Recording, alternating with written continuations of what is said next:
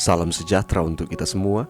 Pelajaran Sekolah Sabat dengan tema utama Surat Efesus. Pelajaran pertama, Paulus dan Jemaat Efesus. Selasa, 27 Juni, mendengarkan surat untuk Jemaat Efesus. Paulus menulis surat kepada Jemaat Efesus untuk dibacakan kepada kumpulan-kumpulan orang percaya yang berkumpul beribadah di rumah di wilayah Efesus.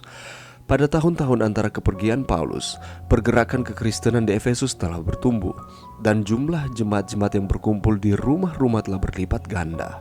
Adalah penting untuk mengirimkan Tikhikus kepada umat percaya yang mula-mula itu sebagai perwakilan pribadi Rasul Paulus untuk bersama-sama dengan mereka dan membicarakan surat yang dari Sang Rasul. Sebagaimana dituliskan dalam suratnya, kelompok yang berkumpul itu terdiri dari satu keluarga, ayah, ibu, anak-anak, dan para hamba. Pada zaman itu, satu keluarga termasuk orang lain atau klien, atau siapa saja yang bergantung pada dukungan keluarga, dan bahkan para pelanggan.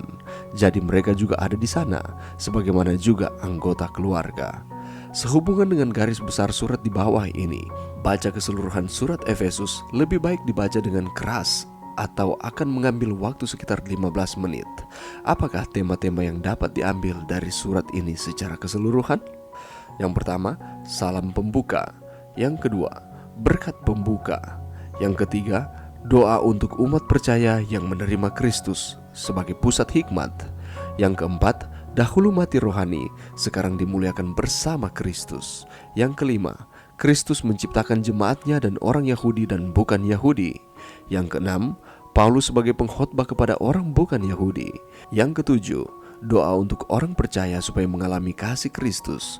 Yang kedelapan, berpegang teguh kepada roh yang memberikan kesatuan kepada jemaat.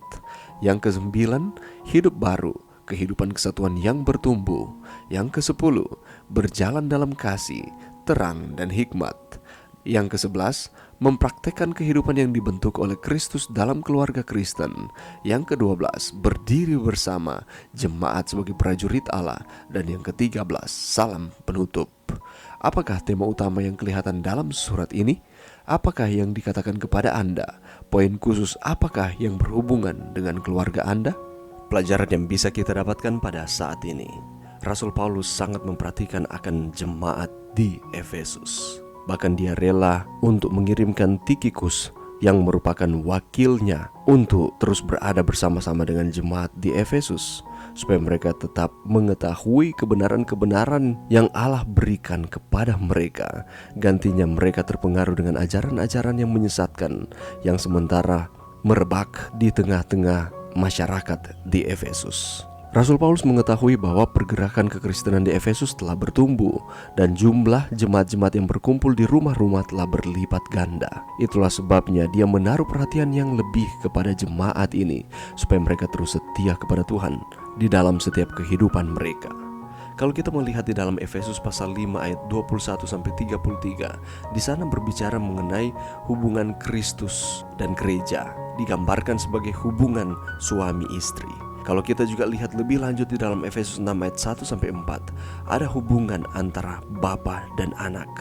Dan juga di dalam Efesus 6 ayat 5-9, ada hubungan antara tuan dan hamba. Apa maksudnya ini? Sebagaimana dituliskan di dalam surat-suratnya, kelompok yang berkumpul itu terdiri dari satu keluarga, ayah, ibu, anak-anak, dan para hamba. Dan pada zaman itu, satu keluarga termasuk juga orang lain atau siapa saja yang bergantung pada dukungan keluarga dan bahkan para pelanggan. Jadi mereka juga ada di sana sebagaimana juga anggota keluarga.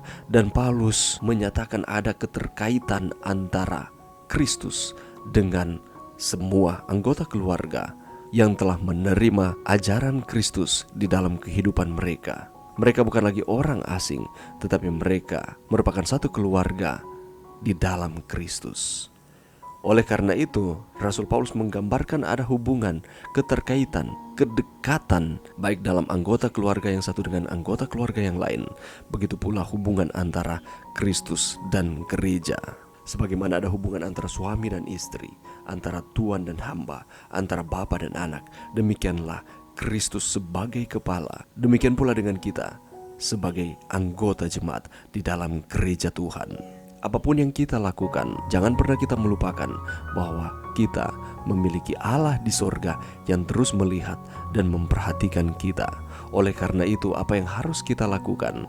Marilah kita, apakah kita seorang ayah, ibu, anak-anak, ataupun kenalan-kenalan kita, mari kita memperlakukan satu dengan yang lain sesuai dengan perintah Tuhan.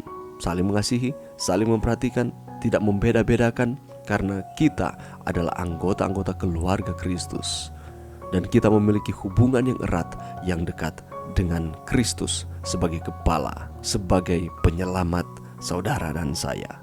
Mari kita terus saling mengingatkan setiap anggota keluarga di dalam hubungan keluarga kita, atau dalam jangkauan yang lebih luas lagi, di dalam jemaat sebagai keluarga Kristus.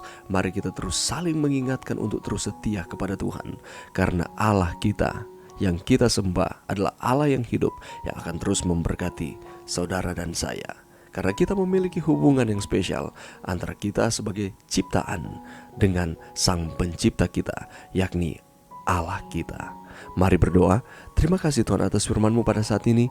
Bantu kami Tuhan, untuk kami terus saling mengingatkan satu dengan yang lain, untuk kami terus setia kepada Tuhan, menyembah Tuhan di dalam setiap kehidupan kami. Ini doa kami Tuhan, di dalam nama Yesus. Amin.